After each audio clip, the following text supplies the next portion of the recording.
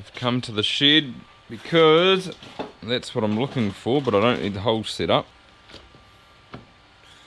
I just need that. Try not to lose this little pin.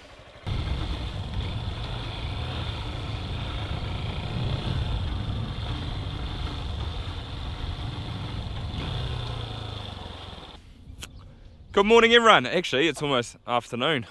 Well, good afternoon I guess. Lockie's coming later on. I'm not quite sure when, but maybe in the next couple of hours to drill our chicory, or the first paddock of chicory. I'm going to put that pin just there on the edge of the trough. Hopefully I don't lose it. Well, I've just come because the cows broke the arm on the bullcock the other day, but it appears they didn't actually break it. It's just the pin snapped. It wasn't a pin, it was a bit of wire, and they rust out pretty quickly. So I need to fix this, but I'm actually going to replace it. These are the normal arms, and the float's what controls the speed of the water. So obviously as it goes down, all the cows are drinking, it goes down and there's more water comes into the trough. And the pin is what I just need to put through there to lock it in place. But what I'm going to do is replace it with one of these spring arm ones, and these were made actually local by a fella from Taumutu, an ex-dairy farmer. He's just put a spring on the end there, so as the cows hit it, because these are pretty rigid, these ones, but these have got a little bit of give to it, like I can put a bit of pressure on it, you can see it sort of bending. So as soon as these ones bend, and they do, the cows will knock them, they sort of lose their strength, and they do snap around where that pinhole is usually. It's actually a really cool idea. I'm pretty sure he released them like 2 years ago at the field days. There is an innovation award there, so if you invent something you can enter in it, and I'm pretty sure he won it. First things first though, gotta take the ball off, just unwinds, just like that.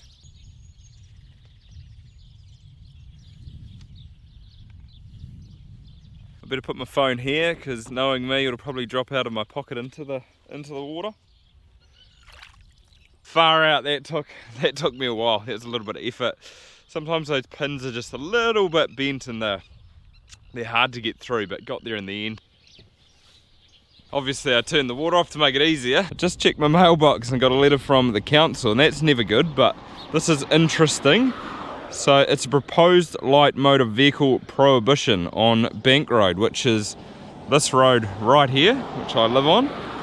And the proposal is that they're going to ban, where does it say? They're going to ban cars, utes and vans, or anything less than 3.5 tonne from operating on said road between the hours of 9 PM and 4 AM, 7 days a week. And they pretty much just want to hear feedback on this proposal.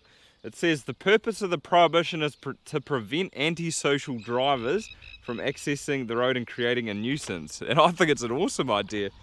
Sick of people coming and doing skids up and down this road, so it'll be interesting. And at the end there's actually a lake straight through there. You can kind of just see a little bit of it. It's the biggest peat lake in the Waikato. There's actually a really good boardwalk around it too. It's about 6.5 km, and because we're only 5 minutes from town, a lot of people come out and walk around it. But there's also toilets down the bottom there, pretty good toilets. They've put them in recently. There's a rowing club and a sailing club, and like a little bit of a grass reserve. So occasionally sort of the odd person does come out and do skids on the reserve and make a mess and break things.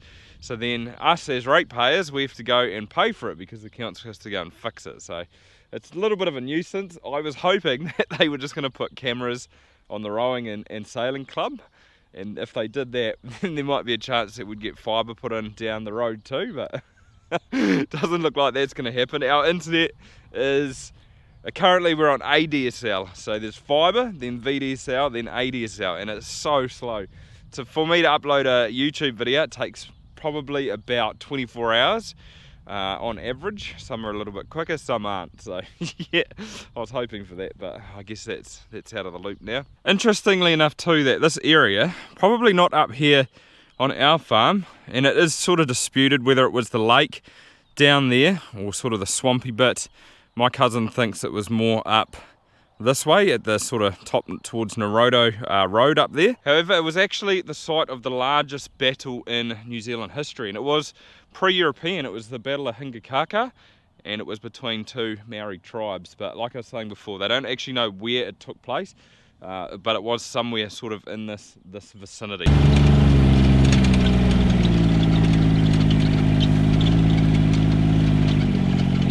paddock's certainly died off pretty nicely. It's certainly pretty brown at the moment. Probably could have been drilled about a week ago, but they're so busy next door. They've got so much on, sort of the weather held everything up and pushed things back, so it is what it is. But it should come up pretty good. You can see the odd green thing, and this is actually chicory from last year, so that sort of survived through the winter. And there's a little bit around, but it'll probably die off now.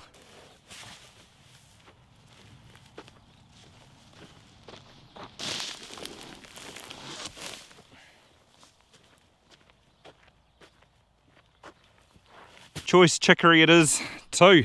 I always put that stuff in. I'm going to leave it there for him, so if he turns up before I'm here, then he can calibrate and start drilling. That paddock's I think it's 2.3 hectares or 2.2, and if we're going to drill it 12 kilos to the hectare, then he will need just a little bit more than a bag. And Dad sprayed the paddock up on the hill out yesterday morning, just below the Norfolk pines up there, so that will be ready to be drilled in about a week. All the maize paddocks got pre-emerged and sprayed out 2 days ago, I think it was, and you can see the clovers starting to turn, just starting to die off. So this whole paddock should start to brown off in the next week. But guess what I just seen? Look at this. That's the maize coming through. And look, there's another one there too. Far out. It was only drilled exactly 1 week ago today, so that's pretty quick, because usually this direct drilling takes a little bit longer, because when you cultivate, the soil sort of warms up because you open everything out and the sun gets in there. Whereas this direct drilling takes a little bit longer because the soil temperature is just a little bit cooler. But that is pretty quick, like 7 days, and it's starting to sprout up. Awesome. It's going on 4:15 and I've literally just got a text saying that the drill's on its way, so it should be here any moment. Another good news, this girl got AI'd this morning. She's one of my favourites. Number 185, and I tried something a little bit different too. So this year I got a few straws of Jersey NZ Future, and they're sort of like bulls that could be good in the future. So that they haven't gone to the breeding company yet, but they've sort of identified them as being pretty good, and they might have a chance, you know, the odd one might have a chance of making it to the bull teams in the future.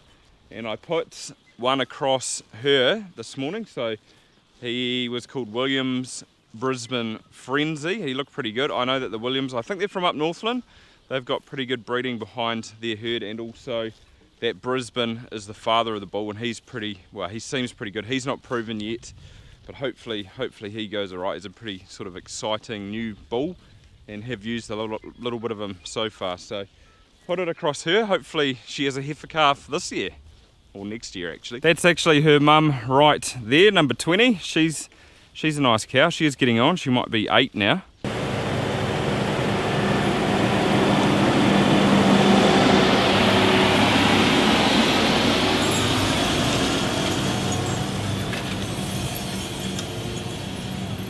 Jackie, the Galway girl, she's back. I said to Dad we probably should have trimmed these lower branches back a little bit. See how it's all pugged around the bottom there from the winter. Actually, that was in the spring, I think.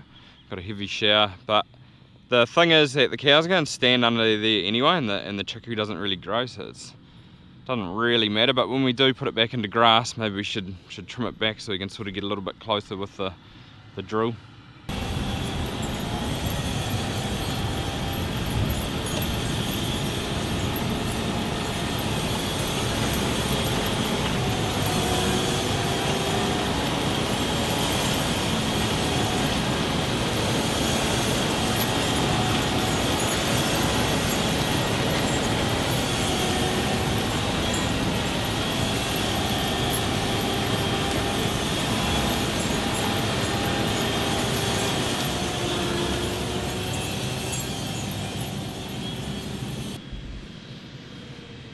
I reckon this maize is bolted even since I was here this morning. It has been pretty humid and hot today, but there's one plant there, plant there, plant there.